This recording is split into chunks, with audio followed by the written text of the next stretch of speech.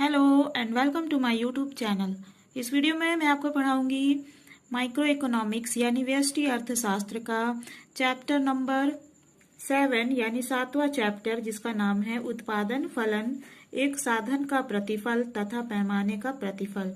English में इस chapter का नाम है production function, return to a factor and return to scale. ठीक है, तो आप लोग चैप्टर नेम देख के कंफ्यूज मत होइएगा, क्योंकि जो भी लोग एनसीईआरटी बुक से पढ़ सकते हैं वो मेरे चैनल पर पढ़ सकते हैं। ठीक है, चाहे वो किसी भी बोर्ड के किसी भी स्टेट बोर्ड के हो, वो सारे ये पढ़ सकते हैं। ठीक है, तो ये मैं आपको बता रही हूँ topic wise. MCQ question answer करवाऊंगी मैं इसमें। आप लोगों को पता है कि ये कितना इंपॉर्टेंट होता है। हर साल तो 15 या 20 मार्क्स का आता है, लेकिन इस साल आप लोग का 40 मार्क्स का एमसीक्यू पूछा जाएगा। तो क्वेश्चन नंबर 1 है, निम्न में से एक स्थिर साधन का उदाहरण है। ये जो 4 ऑप्शन दिए हैं उसमें से स्थिर साधन का कौन सा उदाहरण है। ठीक है, following is an example of fixed factor. Fixed factor कौन सा इसमें से? ऑप्शन ए है कच्चा माल, रॉ मटेरियल। ऑप्शन बी है ऊर्जा यानी पावर। ऑप्शन सी है आकस्मिक श्रम यानी कैजुअल लेबर। या फिर ऑप्शन डी है मशीनरी, जिसे इंग्लिश में कहते हैं मशीनरी, सॉरी। तो इसमें से स्थिर साधन कौन सा है? Machinery. So option D is the correct answer for this question, क्योंकि स्थिर साधन का उदाहरण एक कौन सा हो सकता है? मशीनरी। ठीक है, machinery is an example of fixed factor. Clear है? अब देखो क्वेश्चन नंबर 2 है, जब कुल उत्पाद बढ़ती दर से बढ़ता है। कुल उत्पाद जब बढ़ती दर से बढ़ता है तो क्या होता है?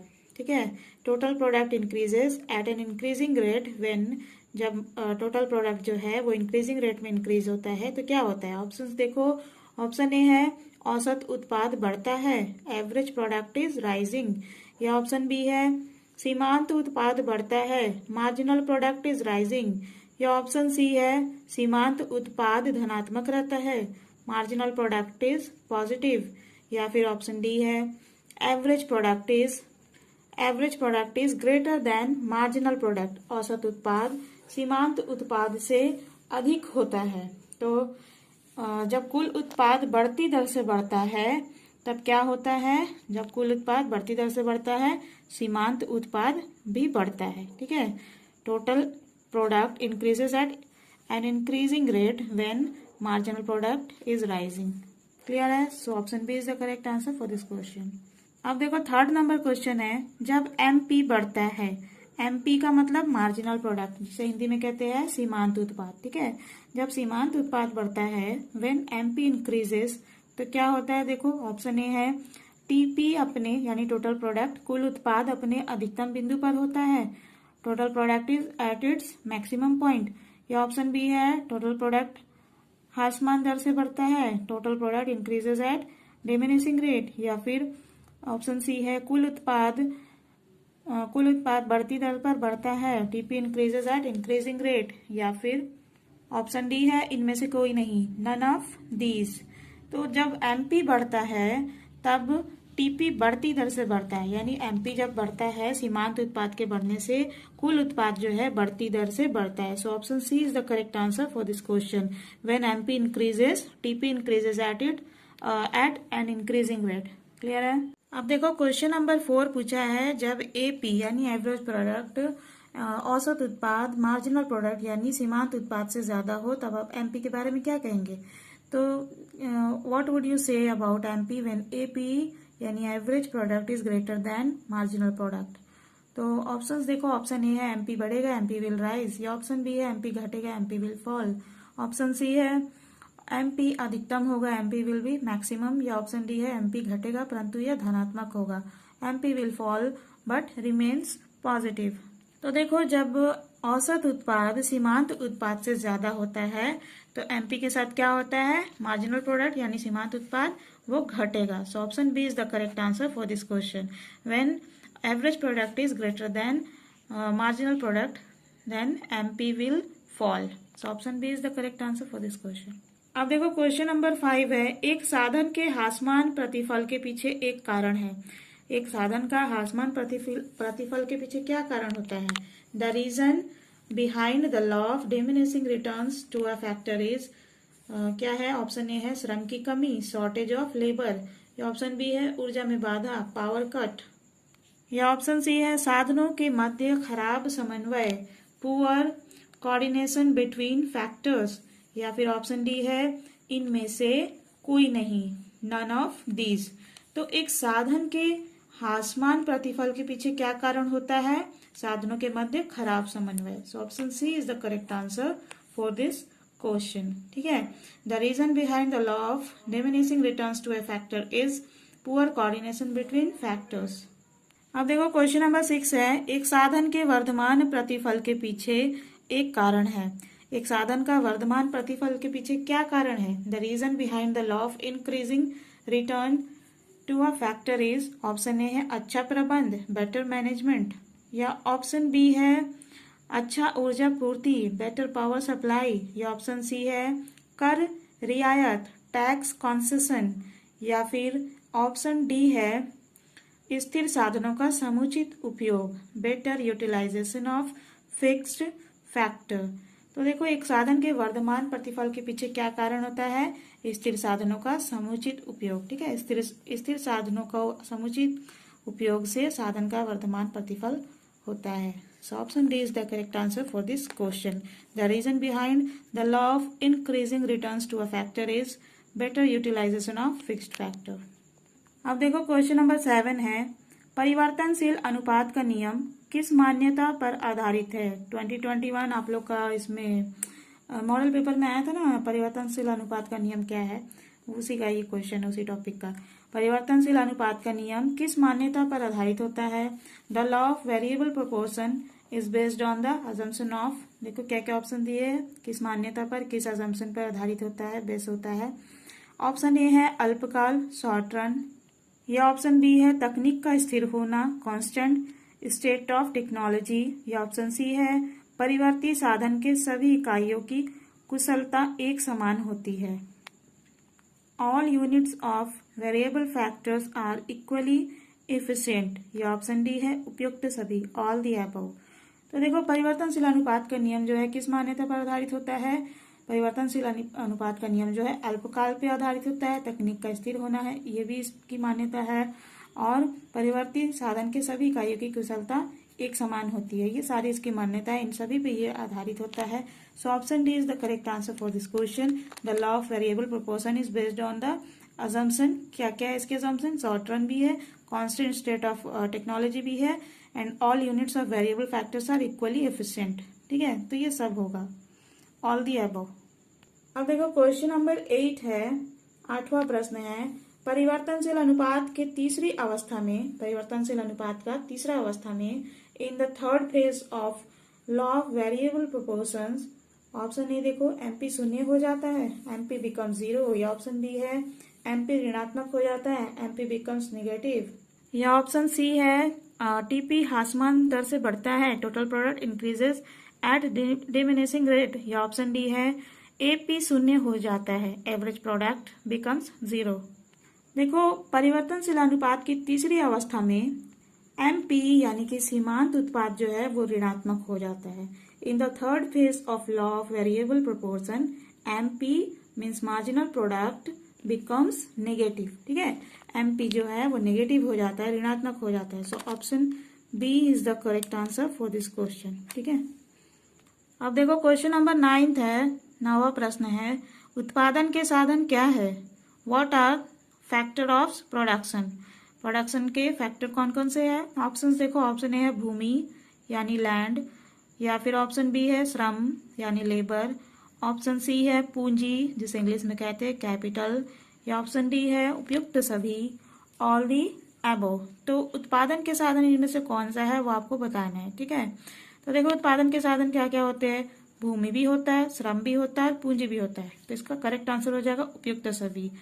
फैक्टर ऑफ प्रोडक्शन क्या क्या होते हैं, लैंड, लेबर, कैपिटल, ये सब होते हैं, तो इसका all the above correct answer हो जाएगा। सो option D is the correct answer for this question. अब देखो क्वेश्चन नंबर 10 है, 10वां प्रश्न है, परिवर्तनशील अनुपात का नियम संबंधित होता है, किससे संबंधित होता है? देखो यहाँ पे ऑप्शंस दिए हुए हैं। Law of variable proportion is related to, variable proportion का जो लॉ है वो किससे रिलेटेड होता है? देखो ऑप्शन ए दिया है अल्प एवं दीर्घ काल दोनों से, both short and long term, या ऑप्शन बी है दीर्घकाल से लॉन्ग रन, या ऑप्शन सी है अल्पकाल से शॉर्ट रन, या फिर ऑप्शन डी है वेरी लॉन्ग रन, अति दीर्घ काल से। तो परिवर्तनशील अनुपात का नियम जो है वो किससे संबंधित होता है? अल्पकाल से। परिवर्तनशील अनुपात का नियम अल्पकाल से संबंधित होता है।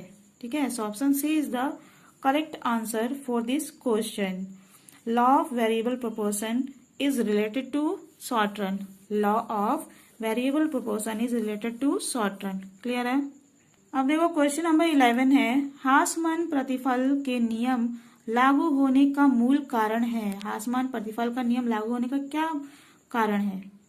The basic reason of operating the law of diminishing return is. हासमान प्रतिफल के नियम लागू होने का क्या कारण है? ऑप्शंस देखो क्या क्या दिए हुए। ऑप्शन ए है साधनों की दुर्लभता, स्कार्सिटी ऑफ फैक्टर्स, या ऑप्शन बी है साधनों का अपूर्ण स्थानापन्न होना, इम्परफेक्ट सब्स्टिट्यूशन ऑफ फैक्टर्स, या ऑप्शन सी है ए तथा बी दोनों, बोथ ए एंड बी, या ऑप्शन डी है उपरोक्त में से कोई नहीं, नन ऑफ द अबव। तो देखो हासमान प्रतिफल के नियम लागू होने का क्या कारण होता है? पहला कारण है साधनों की दुर्लभता, स्कार्सिटी ऑफ फैक्टर, और दूसरा कारण है इसका साधनों का अपूर्ण स्थानापन्न होना, इम्परफेक्ट सब्स्टिट्यूशन ऑफ फैक्टर। तो इसका करेक्ट आंसर हो जाएगा ऑप्शन सी, ए तथा बी दोनों, both A and B. Means the basic reason of operating the law of diminishing returns is scarcity of factor and imperfect substitution of factors. So option C is the correct answer for this question, both A and B. ठीक है, अब देखो question number 12 है, 12वां प्रश्न है, दीर्घकाल उत्पादन फलन संबंधित होता है। दीर्घकालीन उत्पादन फलन जो है वो किससे संबंधित होता है? Long run production function is related to. Long run production function किससे रिलेटेड होता है? ऑप्शंस देखो क्या क्या दिए। ऑप्शन ए है मांग का नियम, law of demand, option B है वर्धमान प्रतिफल का नियम, लॉ ऑफ इंक्रीजिंग रिटर्न, या ऑप्शन सी है पैमाने के प्रतिफल का नियम, laws of returns to scale, या ऑप्शन डी है मांग की लोच, इलास्टिसिटी ऑफ डिमांड। तो देखो दीर्घकालीन उत्पादन फलन जो है वो मांग की लोच से संबंधित होता है। ठीक है, long run production function is related to elasticity of demand. So option D is the correct answer for this question. अब देखो क्वेश्चन नंबर 13 है, अल्पकाल में एक तर्कशील उत्पादक उत्पादन के किस स्तर पर उत्पादन करना पसंद करता है? ठीक है, यानी शॉर्ट रन में एक तर्कशील उत्पादक जो होता है वो उत्पादन के किस स्तर पर उत्पादन करना पसंद करता है? In which stage of production a rational producer like to operate in short run production. Mean short run production में रैशनल प्रोड्यूसर जो है वो किस स्टेज पर प्रोडक्शन करना पसंद करेगा? देखो ऑप्शंस दिए। ऑप्शन ए है प्रथम अवस्था, फर्स्ट स्टेज, या ऑप्शन बी है द्वितीय अवस्था, सेकंड स्टेज, या ऑप्शन सी है तृतीय अवस्था, थर्ड स्टेज, या फिर ऑप्शन डी है इनमें से कोई नहीं, नन ऑफ दीज। तो देखो अल्पकाल में एक तर्कशील उत्पादक जो होता है वो उत्पादन के द्वितीय अवस्था में उत्पादन करना पसंद करता है। ठीक है, अल्पकाल में एक तर्कशील उत्पादक उत्पादन के द्वितीय अवस्था में उत्पादन करना पसंद करता है। So option B is the correct answer for this question. In second stage of production a rational producer like to operate in short run production.